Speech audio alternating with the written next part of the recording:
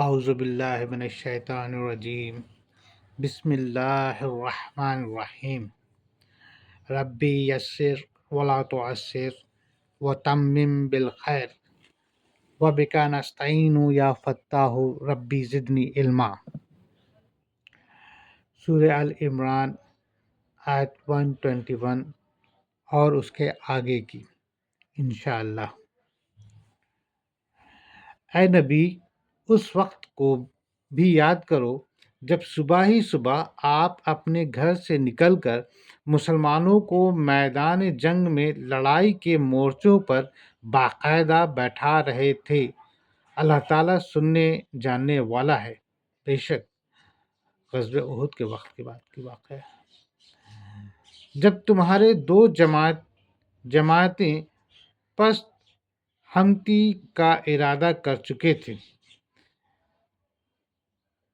جب تمہاری دو جماعتیں پست ہمتی کا ارادہ کر چکے تھے، اللہ تعالیٰ ان کا ولی اور مددگار ہے، اور اسی کے پاک ذات پر مومنوں کو بھروسہ رکھنا چاہیے۔ بے شک یہ اس وقت کا واقعہ ہے جب تم میں سے دو گروہوں نے ٹھان لیا تھا کہ پسپائی کریں اور پھر سنبھل گئے، کیونکہ خدا تو ان کا سرپرست تھا، اور مومنین کو اللہ ہی پر بھروسہ رکھنا چاہیے۔ بے شک جنگ بدر میں اللہ تعالیٰ نے عین اس وقت تمہاری مدد فرمائی تھی جبکہ تم نہایت گری ہوئی حالت میں تھے، اس لیے اللہ ہی سے ڈرو، نہ کسی اور سے، تاکہ تمہیں شکر گزاری کا توفیق ہو۔ یقیناً اللہ نے جنگ بدر میں تمہاری مدد کی، باوجود تم دشمن کے مقابلے میں بالکل بے حقیقت تھے، پھر بھی اللہ نے فتح دی، اور یہ شکر گزاری باعث نصرت و مدد ہو۔ جب آپ مومنوں کو تسلی دے رہے تھے، کیا آسمان سے 3000 فرشتے اتر کر اللہ تعالیٰ کے تمہاری مدد کرنا تمہیں کافی نہ ہوگا؟ جب آپ مومنوں کو تسلی دے رہے تھے، کیا آسمان سے 3000 فرشتے اتار کر اللہ تعالیٰ کا تمہاری مدد کرنا تمہیں کافی نہ ہوگا؟ غزوہ بدر میں کیوں نہیں، بلکہ اگر تم صبر و پرہیزگاری کرو اور یہ لوگ اسی دم تمہارے پاس آ جائیں تو تمہارا رب تمہاری امداد 5000 فرشتوں سے کرے گا جو نشاندار ہوں گے۔ بلکہ تم ثابت قدم رہو اور رسول کے مخالفت سے بچو، اور کفار اپنے جوش میں تم پر چڑھے بھی آئیں تو تمہارا پروردگار ایسے 5000 فرشتوں سے تمہاری مدد کرے گا جو نشان جنگ لگائے ہوئے ڈٹے ہوں گے، اور خدا نے یہ مدد صرف تمہاری خوشی کے لیے کی، اور اللہ نے تمہاری مدد کی، اور تاکہ اس سے تمہارے دل کو ڈھارس ہو، اور یہ تو ظاہر ہے کہ مدد جب ہوتی ہے تو اللہ ہی کی طرف سے جو سب پر غالب اور حکمت والا ہے۔ بے شک اور یہ مدد کی بھی تو اس لیے کہ کافروں کے ایک گروہ کو کم کر دیں، یا ایسا چوپٹ کر دیں کہ اپنا سا منہ لے کر نامراد اپنے گھر واپس چلے جائیں۔ اے رسول، تمہارا تو اس میں کچھ بس نہیں، چاہے خدا ان کی توبہ قبول کرے یا ان کو سزا دے، کیونکہ وہ ظالم تو ضرور ہیں۔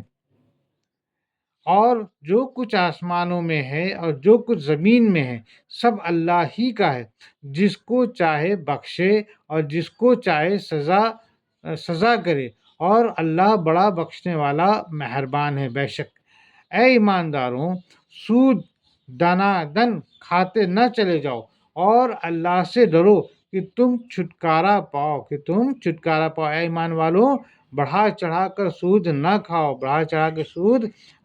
اور اللہ تعالیٰ سے ڈرو تاکہ تمہیں نجات ملے، اور جہنم کے اس آگ سے ڈرو جو کافروں کے لیے تیار کی گئی ہے۔ اس آگ سے ڈرو جو کافروں کے لیے تیار کی گئی ہے، اور اور رسول کی فرما برداری کرو تاکہ تم پر رحم کیا جائے۔ اللہ اور اس کے رسول کی فرما برداری کرو تاکہ تم پر رحم کیا جائے، اور اپنے پروردگار کے سبب بخشش اور جنت کی طرف دوڑ پڑو، جس کی وسعت سارے آسمان اور زمین کے برابر ہے، جو پرہیزگاروں کے لیے مہیا کی گئی ہے۔ اور اپنے رب کی بخشش کی طرف اور اس جنت کی طرف دوڑو جس کا عرض آسمانوں اور زمین کے برابر ہے، جو پرہیزگاروں کے لیے تیار کی گئی ہے۔ بے شک الحمدللہ، سبحان اللہ، جو لوگ آسانی میں سختی کے موقع پر بھی اللہ کے راستے میں خرچ کرتے ہیں، جو لوگ آسانی میں اور سختی کے موقع پر بھی اللہ کے راستے میں خرچ کرتے ہیں، غصہ پینے والے اور لوگوں سے درگزر کرنے والے ہیں، اللہ تعالیٰ ان نیک کاروں سے محبت کرتا ہے۔ الحمدللہ، اللہ تعالیٰ ہدایت دے۔ جب ان سے کوئی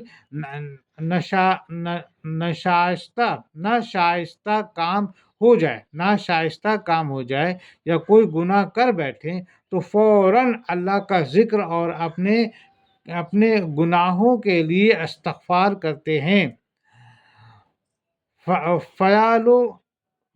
فیالو واقعہ اللہ تعالیٰ کے سوا اور کون گناہوں کو بخش سکتا ہے، اور وہ لوگ باوجود علم کے کسی برے کام پر اڑ نہیں جاتے، اور لوگ اتفاق سے کوئی بدکاری کر بیٹھتے ہیں، یا آپ اپنے اوپر ظلم کرتے ہیں تو اللہ کو یاد کرتے ہیں اور اپنے گناہوں کی معافی مانگتے ہیں، اور خدا کے سوا گناہوں کو بخشنے والا اور کون ہے؟ جو قصور وہ ناگہانی کر بیٹھے تو جان بوجھ کر اس پر ہٹ نہیں کرتے، اگر ہو گیا جو انہی کا بدلہ ان کے رب کے طرف سے مغفرت ہے، اور جنتیں ہیں جن کے نیچے نہریں بہتی ہیں، جن میں وہ ہمیشہ رہیں گے۔ ان نیک کاموں کے کرنے والوں کا ثواب کیا ہی اچھا ہے، ایسے لوگوں کا جزا ان کے پروردگار کی طرف سے بخشش ہے، اور وہ باغات ہے جن کے نیچے نہریں جاری ہیں کہ وہ اس میں ہمیشہ رہیں گے۔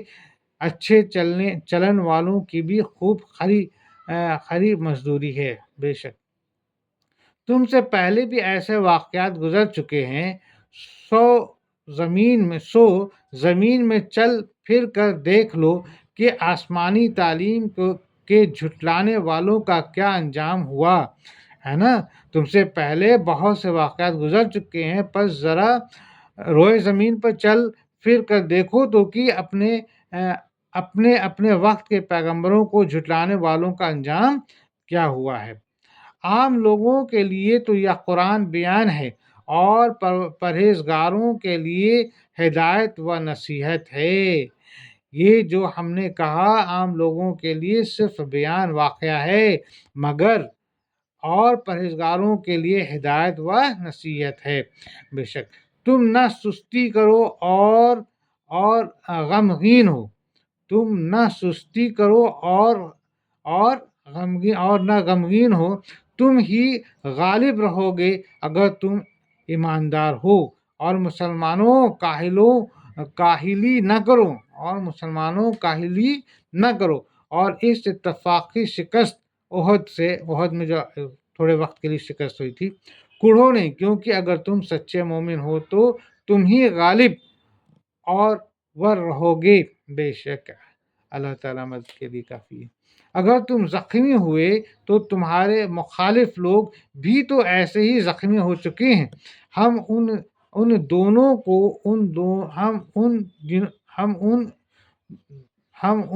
دنوں کو لوگوں کے درمیان عدالتیں بدلتے رہتے ہیں۔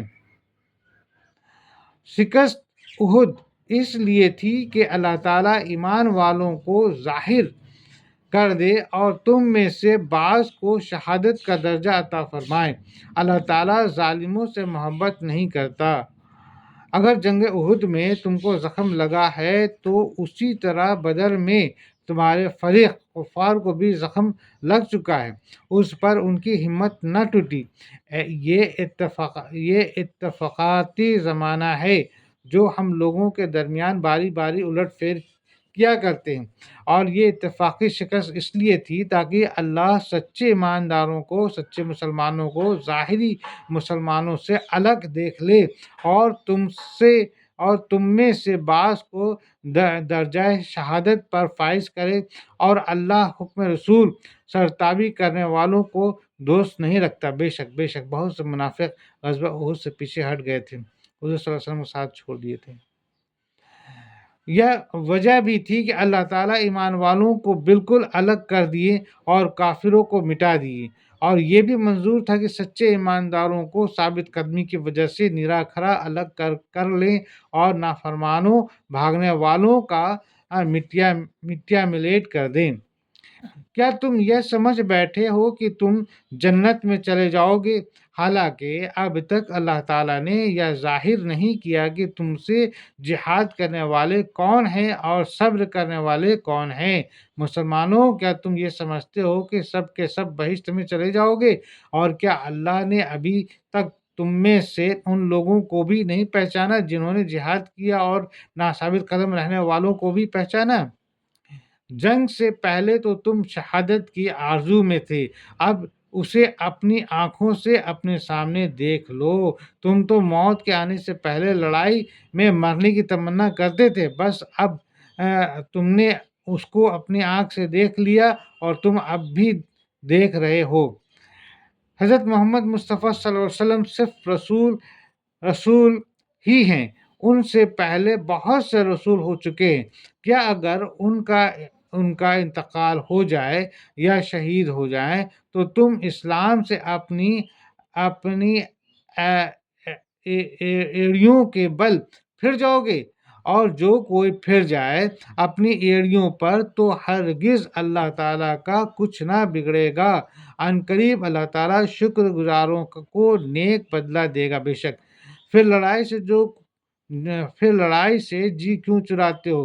اور محمد صلی اللہ علیہ وسلم تو صرف رسول ہیں، اللہ نہیں۔ ان سے پہلے بہت سارے پیغمبر گزر چکے ہیں، پھر کیا اگر محمد اپنی موت سے مر جائیں یا مار ڈالے جائیں تو تم الٹے پاؤں اپنے کفر کی طرف پلٹ جاؤ گے؟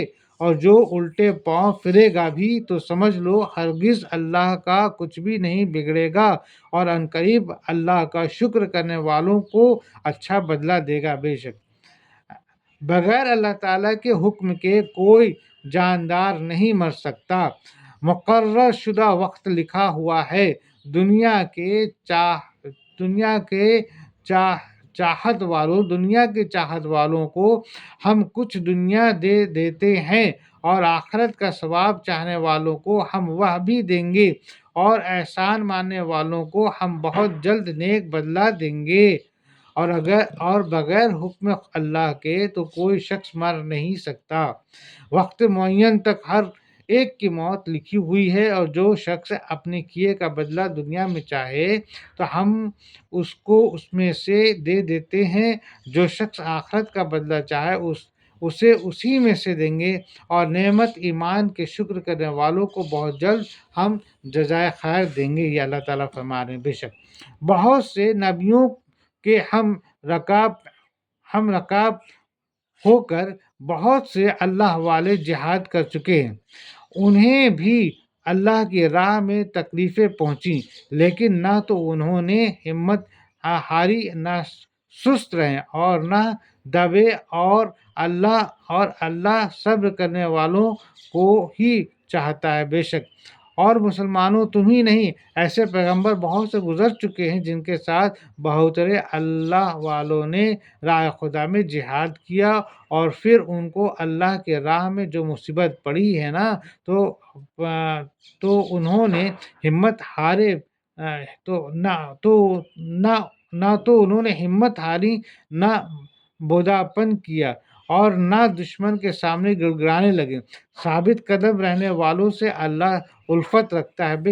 بے شک یہ تمام باتیں غزوہ احد کے وقت کی ہو رہی ہے۔ وہ یہی کہتے رہیں کہ اے پروردگار ہمارے گناہوں کو بخش دے اور ہم سے ہمارے کاموں میں جو بے جا زیادتی ہوئی ہے اسے بھی معاف فرما اور ہمیں ثابت قدم عطا فرما اور ہمیں کافروں کی قوم پر مدد دے۔ اور لطف یہ ہے کہ ان کا قول اس کے سوا کچھ نہ تھا کہ دعائیں مانگنے لگیں کہ اے ہمارے پالنے والے ہمارے گناہ اور اپنے کاموں میں ہماری زیادتیاں معاف کر اور دشمنوں کے مقابلے میں ہم کو ثابت قدم رکھ اور کافروں کے گروہ پر ہم کو فتح دے، جو پہلے کے انبیاؤں کے ساتھ جنہوں نے غزوہ جہاد کیا اور تکلیفیں جھیلی، ان کے بارے میں اللہ تعالیٰ یہاں بتا رہے ہیں۔ تو اللہ تعالیٰ نے انہیں دنیا کا ثواب بھی دیا اور آخرت کے ثواب کی خوبی بھی عطا فرمائی، اور اللہ تعالیٰ نیک لوگوں سے محبت کرتا ہے۔ بے شک تو اللہ نے ان کو دنیا میں بدلہ دیا اور آخرت میں اچھا بدلہ عنایت فرمایا، اور اللہ نیک کرنے والوں کو دوست رکھتا ہے۔ بے شک بے شک بے شک اے ایمان والوں، اگر تم کافروں کی باتیں مانو گے تو وہ تمہیں تمہاری ایڑیوں کے بل پلٹا دیں گے، یعنی تمہیں مرتد بنا دیں گے، پھر تم نامراد ہو جاؤ گے۔ اے ایمان والوں، اے مسلمانوں، اگر تم لوگوں نے کافروں کی پیروی کر لی تو یاد رکھو وہ تم کو الٹے پاؤں کفر کی طرف پھیر کر لے جائیں گے، اور پھر الٹے تم ہی گھاٹوں میں آ جاؤ گے، بلکہ اللہ ہی تمہارا مولا ہے اور وہی بہترین مددگار ہے۔ بے شک تم کسی کی مدد کے محتاج نہیں، بلکہ اللہ تمہارا سرپرست ہے اور وہ سب مددگاروں سے بہتر ہے۔ بے شک بے شک بے شک ہم عنقریب کافروں کے دلوں میں رعب ڈال دیں گے، اس وجہ سے کہ یہ اللہ کے ساتھ ان چیزوں کو شریک کرتے ہیں جس کی کوئی دلیل اللہ نے نہیں اتاری۔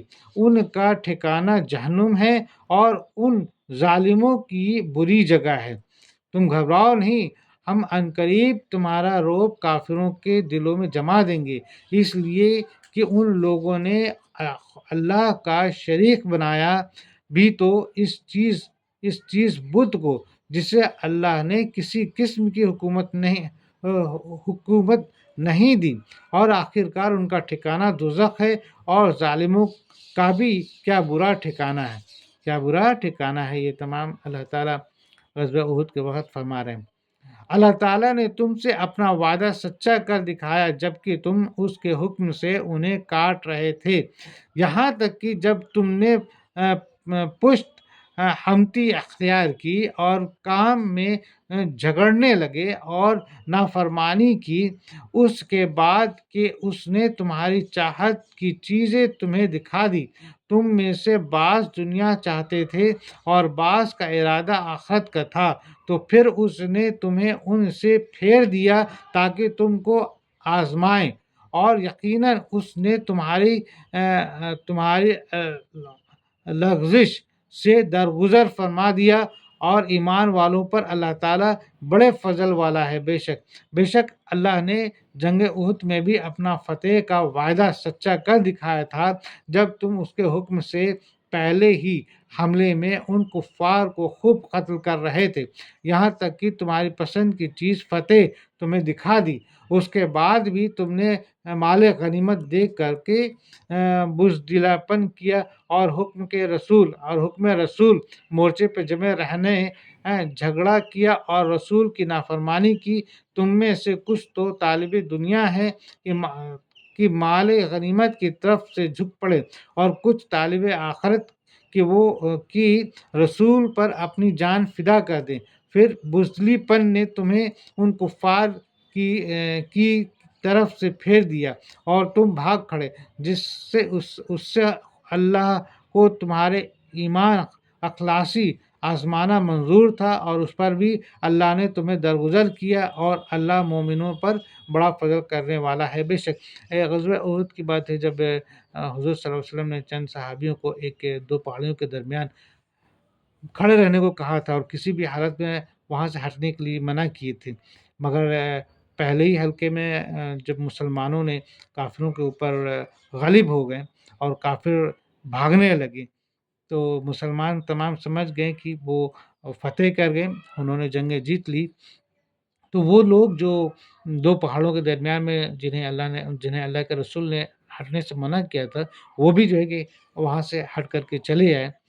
بعد میں پھر وجہ بنا اسی جگہ سے پھر کافروں کے لشکر آئی اور مسلمانوں پہ ٹوٹ پڑی۔ بہرحال جب کہ تم چڑھے چلے جا رہے تھے اور کسی طرف توجہ تک نہیں کرتے تھے اور اللہ کے رسول تمہیں تمہارے پیچھے سے آوازیں دے رہے تھے، بس تمہیں غم پر غم پہنچا تاکہ تم فوت شدہ چیز پر غمگین نہ ہو اور نہ پہنچنے والی تکلیف پر اداس ہو۔